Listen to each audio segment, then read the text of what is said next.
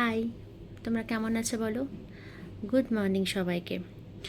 আমি আম, কালকে একটা ভিডিও পোস্ট করেছিলাম এবং আমি তোমাদের কিছু কথা বলেছিলাম শাড়ি নিয়ে। ওকে, দেখো শাড়ি নিয়ে যারা চ্যানেল করে তারা কিন্তু সবাই শাড়ি দেখায় এবং আমিও অবভিয়াসলি আমি অনেক শর্টস পোস্ট করেছি শাড়ি নিয়ে এবং অনেক কিছু মানে পার্টিকুলার টাইপ অফ যেগুলো কিনা বেনারসের ভীষণ স্পেশালিটি আমিও শাড়ি পোস্ট করেছি।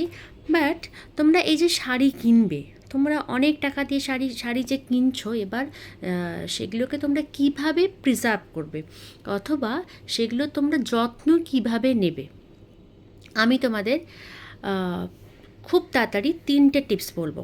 ওকে, সো লেটস স্টার্ট।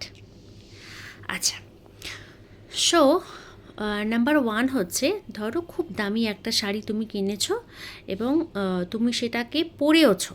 ওকে, শাড়ি একবার তোমরা যখন পরে নিচ্ছ তারপরে সেটিকে সঙ্গে সঙ্গে কিন্তু ফোল্ড করে আলমিরার মধ্যে ঢুকিয়ে রাখবে না। তো কী করবে তোমরা? শাড়িটিকে জাস্ট ডাবল ফোল্ড করে জাস্ট একবার মানে পুরো শাড়িটা খুলবে এবং জাস্ট একটা ভাঁজ করে বা একটা ফোল্ড করে শাড়িটিকে সারা রাত বা সারাদিন মোটামুটি 8 to 10 আওয়ার্স তোমরা শাড়িটিকে রেখে দাও কোথাও। ওকে, তো সেটা কোনো ফ্যানের নিচে হতে পারে বা ধরো যে ঘরে এসি চলছে সে ঘরে হতে পারে। এতে কি হয় না, আমরা যখন শাড়ি পরি তো আমাদের যে সোয়েটিং হয় বা তো সেখান থেকে মানে কিছু পরিমাণ ময়েশ্চার শাড়িটা কিন্তু অ্যাবজর্ব করে। এবার সঙ্গে সঙ্গে তুমি যদি ওটাকে ফোল্ড করে আলমারির মধ্যে ঢুকিয়ে দাও তাহলে কি হয়, শাড়ির যে থ্রেডটা, সিল্ক যে থ্রেডটা আছে সেটা কিন্তু খুব তাড়াতাড়ি নষ্ট হয়ে যায়।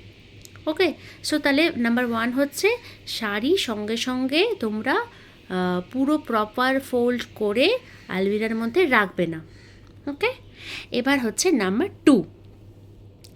সো নাম্বার 2 হচ্ছে, তোমরা ধরো শাড়ির মধ্যে কিছু মানে শাড়িটা আমি অনেক দিন ধরে পরেছি, এবার আমার মনে হলো যে আমি শাড়িটিকে এবার ওয়াশ করবার জন্য দেব। কখনো শাড়ি ড্রাই ওয়াশ করতে দেবে না। এতে কি হবে, শাড়ির কিন্তু আয়ু কমবে। তো আমরা কী করব, শাড়িকে বাড়িতে নিজে ঠান্ডা জলে জাস্ট একবার ডিপ করবে, তুলবে, ডিপ করবে, তুলবে এবং ডিপ করবে আর তুলবে। তাহলে কবার আমরা ডিপ করলাম? 3বার।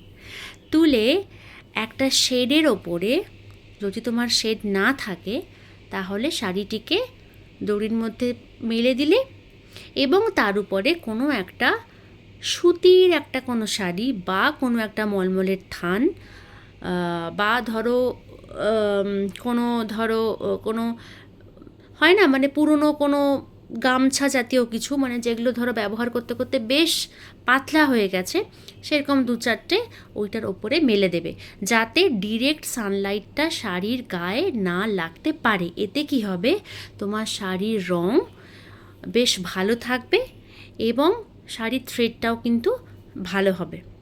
ওকে, সো নাম্বার 2 গেল কি, যে আমরা যখন ওয়াশ করবো আমরা কিন্তু কখনো ড্রাই ওয়াশ করবো না এবং আমরা শাড়িকে জাস্ট 3 টাইমস ঠান্ডা জলের মধ্যে ডিপ করবো এবং সেটাকে কোনো দেখো কোনো শেডের নিচে দিলে তাহলে কিন্তু তোমাদেরকে কোনো মলমলের থান বলো বা কোনো সুতির কাপড় বলো বা কোনো পাতলা গামছা কিচ্ছু কিন্তু দেওয়ার দরকার নেই, মানে এমনি নর্মাল রেখে দিতে পারো। বাট যদি শাড়িকে তোমাদের ডিরেক্ট সানলাইটের নিচে দিতে হয় তাহলে শুধু কিন্তু শাড়িটাকে দিও না। ওকে, ওটাকে কিছু দিয়ে একটা কোনো মলমলের থান হোক বা কোনো পাতলা সুতির শাড়ি হোক বা কোনো পাতলা গামছা তোমরা কিন্তু দিয়ে সেটাকে কভার করবে। অলরাইট, এবং সেটা যখন ড্রাই হয়ে যাবে পাতি ইস্ত্রি বা পলিশ। ওকে, নাম্বার 2 গেল। এবার হচ্ছে নাম্বার 3। এবার নাম্বার 3টা হচ্ছে, ধরো বিয়ের বেনারসি। এবার দেখো বিয়ের বেনারসির সঙ্গে কিন্তু মানুষের প্রচুর ইমোশান জড়িয়ে থাকে, তাই না? থাকে তো, সেটা সবার থাকে। তো অনেক সময় কি হয়, বিয়ের বেনারসি বলো বা কোনো ভারী সিল্কের শাড়ি বলো, সেগুলো না মানে যেহেতু এগুলো ন্যাচারাল থ্রেড দিয়ে তৈরি হয়, সিল্কটা যেহেতু পিওর হয়, তাই না অনেক সময় টার্মাইট বা কোনো ছোট ছোট যে পোকাগুলো হয় সেগুলো কিন্তু কেটে দেওয়া, মানে পোকায় কেটে দেওয়ার কিন্তু একটা বিশাল সমস্যা থাকে। এবং সেটা যদি তোমার বিয়ের বেনারসি হয় বা ধরো কোনো শখের শাড়ি হয় বা বরের দেওয়া প্রথম শাড়ি হয়, তাহলে তো কোনো মানে কোনো ইয়েই নেই, মানে কোনো দুঃখে রাখার কোনো জায়গাই নেই, তোমার মন খুব খারাপ হবে। এবং আমি তোমাকে সেখান থেকে একটা এই প্রবলেমটার কিন্তু একটা সলিউশন বলতে পারি। সেটা কি বলো তো?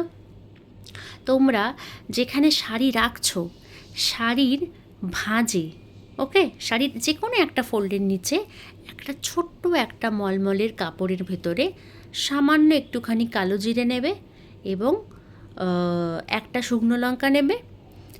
ভালো করে ওই কাপড়টাকে, ওই ছোট্ট ছোট্ট যে মলমলের কাপড়টা আছে ওটাকে ভালো করে ফোল্ড করে ওটার মধ্যে রেখে দাও। দেখবে তোমার শাড়ি 100 বছর পর্যন্ত অ্যাজ ইট ইজ থাকবে, কোনোভাবে কিন্তু কোনো পোকা বা টার্মাইট কিচ্ছু কিন্তু ওটাকে হ্যাম্পার করতে পারবে না। আর একটা কাজ করতে পারো, তোমরা যেখানে শাড়ি রাখছো সেখানে কিছু কর্পূর নিয়ে, বা এখন তো বাজারে মানে এমনি ক্যাম্ফার পডস পাওয়াই যায় কিনতে, কর্পূর নিয়ে কোনো একটা কাপড়ের ভেতরে, মলমলের বা সুতির কাপড়ের ভেতরে অনেকটা পরিমাণ কর্পূর নিয়ে আলমারির ভেতরের কর্নারে, বা যদি ঝোলানোর জায়গা থাকে, স্ট্যান্ড থাকে, তাহলে ঝুলিয়ে রেখে দাও। তাহলে দেখবে তোমার শাড়ি কোনো প্রবলেম হবে না।